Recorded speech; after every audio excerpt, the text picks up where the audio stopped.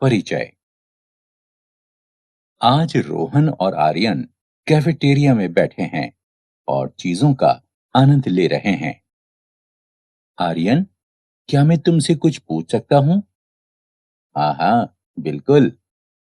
बोतल का ढक्कन खोलने पर लगातार बुलबुले उठ रहे हैं, ऐसा क्यों? अच्छा, मैं तुम्हें बताता हूँ। बोतल जब बंद होती है तब बोतल में बंद गैस दबाव में होती है और उसमें खुली रहती है। लेकिन जब बोतल खुलती है तो दबाव हट जाता है और खुली हुई गैस बुलबुलों के रूप में द्रव में से निकल जाती है। ये हेनरी के किसी गैस की घुलनशीलता के नियम का उदाहरण है। अच्छा, अब मैं समझा। अब मैं इसके बारे में और अधिक जानना चाहता हूँ। रोहन, अधिक जानने के लिए तुम्हें विलियन के बारे में जानना होगा। छात्रों, आप सब इसके बारे में जानने के लिए उत्सुक जरूर होंगे। तो चलिए, आज हम विलियन के बारे में विस्तार से जानें। उद्देश्य। इस पाठ के अंत में आप निम्न करने में सक्षम हो जाएंगे।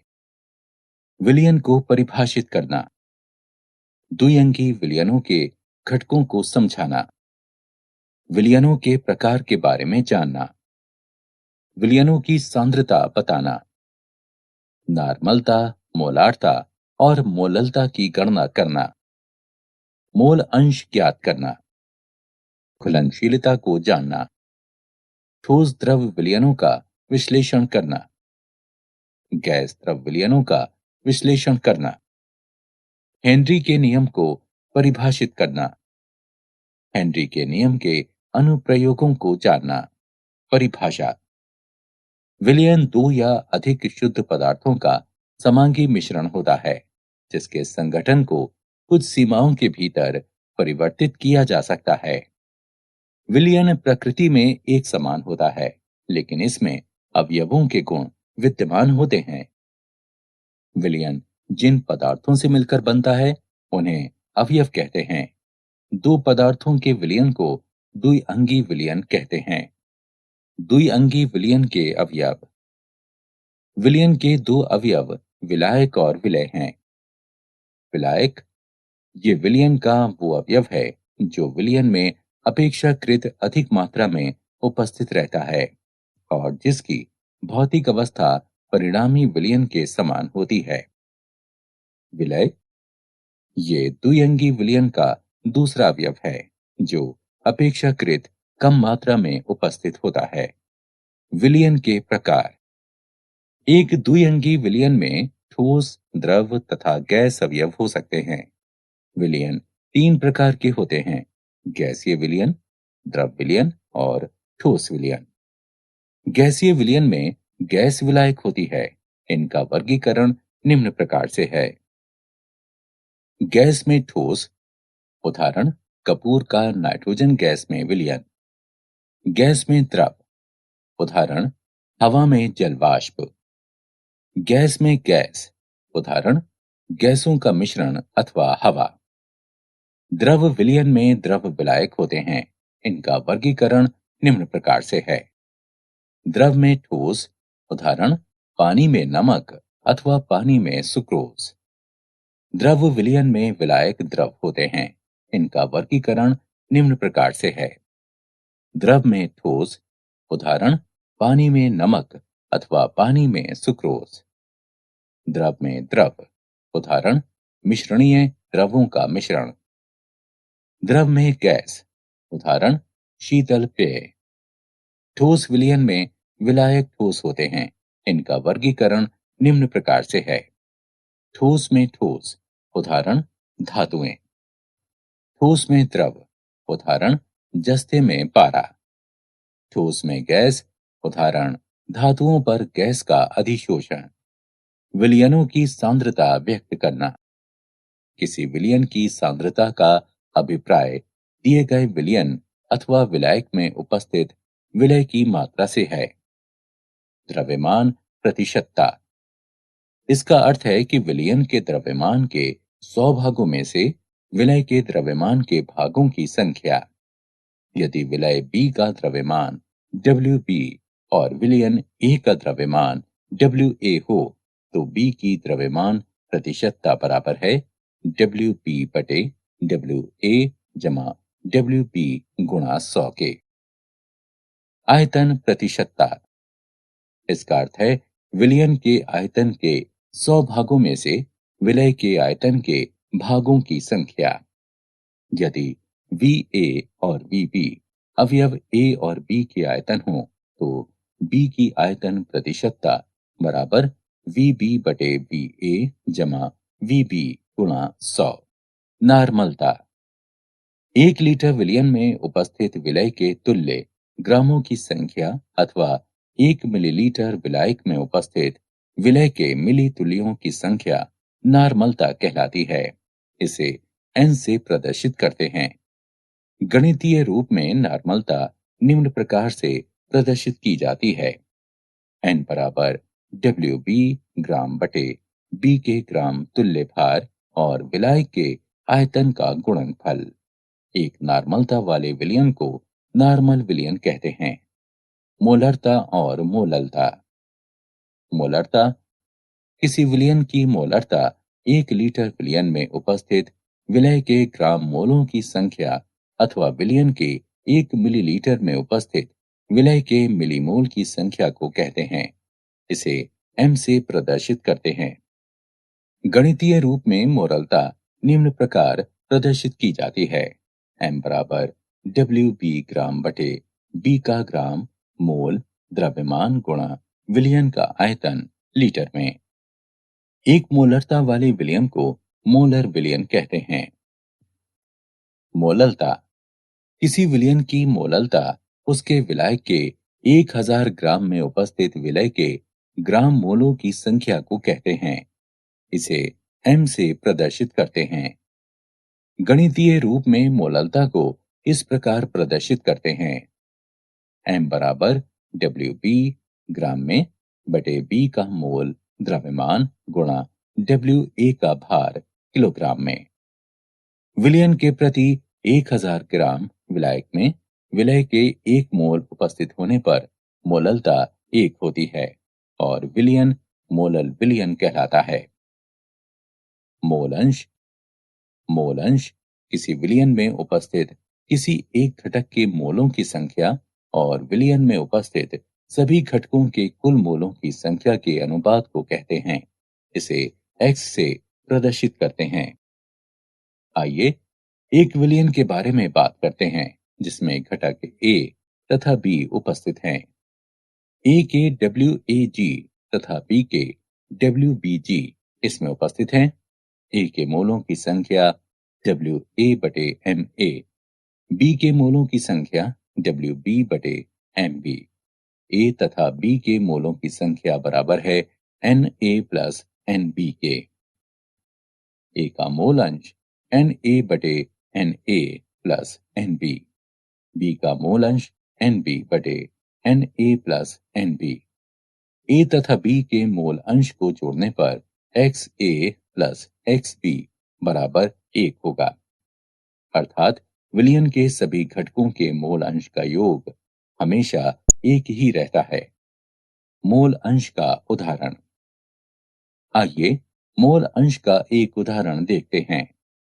NaOH के 1 डेसीलीटर विलयन में 4 ग्राम NaOH है। विलयन में NaOH के मोल अंश की गणना करें। आइए विलयन को देखें। हम जानते हैं कि 1 डेसीलीटर विलयन बराबर है विलयन के 100 घन सेंटीमीटर के। 100 घन सेंटीमीटर विलयन का द्रव्यमान बराबर है 100 गुणा 1.0398 बराबर 103.8 ग्राम के। NaOH का द्रव्यमान बराबर 4 ग्राम है। विलायक का द्रव्यमान बराबर 103.8 घटा 4.0 बराबर 99.8 ग्राम। NaOH N2 के मोलों की संख्या बराबर 4/40 बराबर 0.10। पानी के मोलों की संख्या N1 बराबर 99.8/18 बराबर 5.54। NaOH N2 का मोल अंश बराबर N2/N1 जमा N2 बराबर 0.018। अतः विलयन में NaOH का मोल अंश है 0.018 फॉर्मेलिटी और पार्ट्स प्रति मिलियन। फॉर्मेलिटी: 1 लीटर में उपस्थित आयनिक विलय के ग्राम फार्मूला द्रव्यमानों की संख्या फॉर्मेलिटी कहलाती है। इसे F से प्रदर्शित करते हैं। फॉर्मेलिटी को गणितीय रूप में निम्न प्रकार से प्रदर्शित करते हैं। F बराबर WB ग्राम में बटे B का ग्राम फॉर्मल द्रव्यमान गुणा विलयन का आयतन लीटर में। विलयन के प्रति लीटर में विलय के 1 ग्राम फार्मूला द्रव्यमान वाले विलयन की फॉर्मेलिटी 1 होती है और ऐसे विलयन को फॉर्मल विलयन कहते हैं। पार्ट्स प्रति मिलियन: मिलियन के 10 लाखवें भाग भार में से विलय के भाग भारों की संख्या पार्ट्स पर मिलियन कहलाती है। इसे लघु रूप में पीपीएम भी लिखते हैं। गणितीय रूप में पीपीएम को निम्न प्रकार लिखा जाता है। पीपीएम बराबर WB बटे WA जमा WB गुणा 10⁶। मूल्यांकन: आगे बढ़ने से पहले चलिए देखते हैं कि आपने क्या सीखा। सही विकल्प को उठाकर उसके संगत स्थान पर रखें। विलयता: किसी पदार्थ की विलयता इसकी वो अधिकतम मात्रा है जो कि दिए गए विलायक की निश्चित मात्रा में घुल सके। ये विलय और विलायक की प्रकृति के साथ साथ ताप और दाब पर भी निर्भर करता है। किसी पदार्थ की विलयता किसी विशिष्ट विलायक में उस स्थिति में संतृप्त सांद्रता कहलाती है जब विलय की और अधिक मात्रा मिलाने से विलयन की सांद्रता नहीं बनती। इन कारकों का प्रभाव हम द्रव में किसी ठोस अथवा गैस के विलयन में देख सकते हैं। ठोस द्रव विलयन: विलायक की बड़ी मात्रा में विलय की थोड़ी मात्रा मिलाई जाती है। तनु विलयन: यदि विलायक की मात्रा विलय की अपेक्षा बहुत अधिक है तब विलयन को तनु विलयन कहा जाता है। संतृप्त विलयन: यदि किसी ताप पर किसी दिए गए विलयन की मात्रा में विलय की अधिकतम मात्रा घुली हुई हो तो विलयन संतृप्त कहलाता है। विलयता: किसी निश्चित तापमान पर विलय की वो अधिकतम मात्रा जो 100 ग्राम विलायक में घुल सके विलयता कहलाती है। ठोस की द्रव में विलयता विलय की प्रकृति, विलायक की प्रकृति और तापमान पर निर्भर करती है। ठोस के द्रव में विलयता के कारण: विलय को विलायक में मिलाने पर कई प्रकार के आकर्षण बल लगते हैं। विलय परमाणुओं के मध्य अंतर आयनिक आकर्षण बल। विद्युत स्थैतिक बल के कारण आयन आपस में आणविक जाल में जुड़े होते हैं। इन बलों के कारण अणु स्थायित्व में रहते हैं और मुक्त हुई ऊर्जा को लैटिस या जालक ऊर्जा कहते हैं। विलायक अणुओं के मध्य अंतर आणविक आकर्षण बल। पानी एक ध्रुवीय विलायक है क्योंकि पानी के अणुओं का निर्माण करने वाले हाइड्रोजन और ऑक्सीजन के परमाणुओं के मध्य विद्युत ऋणात्मक अंतर होता है। इस प्रकार द्विध्रुव के उत्पन्न होने से पानी के परमाणुओं के मध्य द्विध्रुव द्विध्रुव आकर्षण उत्पन्न हो जाता है। जलयोजन ऊर्जा और तापमान के प्रभाव। जलयोजन ऊर्जा: विलय और विलायक के अणुओं के मध्य आकर्षण बल के कारण लगने वाली ऊर्जा को जलयोजन ऊर्जा कहते हैं। यदि जलयोजन ऊर्जा आणविक ऊर्जा से अधिक हो तो विलयन आसानी से बन जाता है। तापमान: संतृप्त विलयन अघुलित विलय और खुले हुए विलय के मध्य साम्य अवस्था को प्रदर्शित करता है। यदि विलयन का डेल्टा H ऋणात्मक है तब विघटन ऊष्मागामी होता है। इस स्थिति में तापमान बढ़ने के साथ विलयता घटती है। यदि विलयन का डेल्टा एच धनात्मक है, तब विघटन ऊष्मा ऊष्माशोषी होती है। इस स्थिति में तापमान बढ़ने के साथ विलयता बढ़ती है। गैस द्रव विलयन। सामान्यतः गैस पानी में घुलनशील होती है और दूसरे विलायकों में कुछ सीमा तक। द्रव विलयन में गैसों की विलयता निम्नलिखित कारकों पर निर्भर करती है। गैस की प्रकृति। शीघ्रता से द्रवित होने वाली गैसें सामान्य विलायकों में अधिक घुलनशील होती हैं। द्रव की प्रकृति। जो गैसें विलयन में आसानी से आयन बना लेती हैं, वे अन्य विलायकों की अपेक्षा जल में अधिक घुलनशील होती हैं। तापमान। तापमान बढ़ने से घुलनशीलता घटती है, क्योंकि गैस निकलती है, लेकिन कुछ गैसों की घुलनशीलता ताप बढ़ने से बढ़ती है। दबाव। द्रव में गैसों की विलयता पर दबाव का महत्वपूर्ण प्रभाव पड़ता है। ये हेनरी के नियम द्वारा संचालित होता है। हेनरी का नियम। हेनरी के नियम के अनुसार किसी नियत ताप पर गैस की किसी द्रव में विलयता गैस के दाब के समानुपाती होती है। हेनरी के नियम को दूसरे शब्दों में भी कहा जा सकता है। वाष्प अवस्था में गैस का आंशिक भार विलयन में गैस के मोल अंश के समानुपाती होता है। P बराबर KH(x), जहां KH हेनरी नियतांक है और x गैस का मोल अंश है। सीमाएं। गैस का दाब बहुत अधिक नहीं और तापमान बहुत कम नहीं होना चाहिए। गैस में कोई रासायनिक परिवर्तन नहीं होने चाहिए। विलयन में गैस का समायोजन अथवा वियोजन नहीं होना चाहिए। हेनरी के नियम के अनुप्रयोग। सोडा वाटर और शीतल पेय पदार्थों में CO2 की विलयता को बढ़ाने के लिए बोतल को उच्च दाब पर सील किया जाता है। स्कूबा गोताखोर द्वारा प्रयुक्त टैंक में भरी हवा को हीलियम से हल्का कर दिया जाता है, जिससे खून में नाइट्रोजन की अधिक सांद्रता से होने वाले विषैले प्रभावों को कम किया जा सके। अधिक ऊंचाइयों पर खून में ऑक्सीजन की कमी से पर्वतारोहियों को कमजोरी महसूस होती है और वे ठीक से सोच भी नहीं पाते। क्या आप जानते हैं, किसी संतृप्त विलयन को गर्म करने पर द्रव फैलता है, जिससे विलय की अधिक मात्रा घुल सकती है।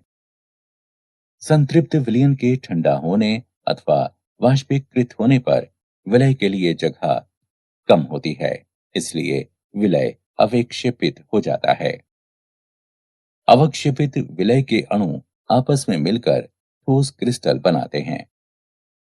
नल का पानी शुद्ध नहीं होता, इसमें अक्सर दूसरे पदार्थों के अदृश्य कण विद्यमान रहते हैं, इसलिए जल एक विलयन है।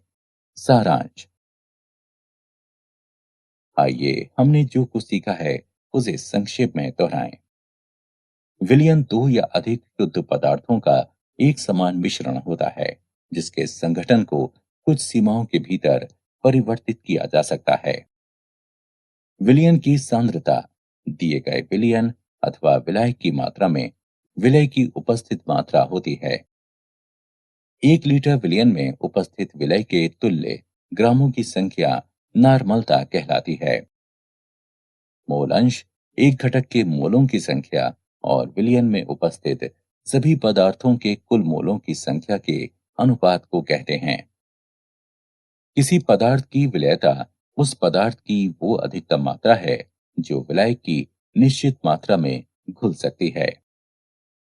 यदि विलायक की मात्रा विलय के मात्रा की अपेक्षा बहुत अधिक हो, तब यह विलयन तनु विलयन कहलाता है। जो गैसें विलयन में आसानी से आयन बना लेती हैं, वो अन्य विलायकों की अपेक्षा पानी में अधिक घुलनशील होती हैं। हेनरी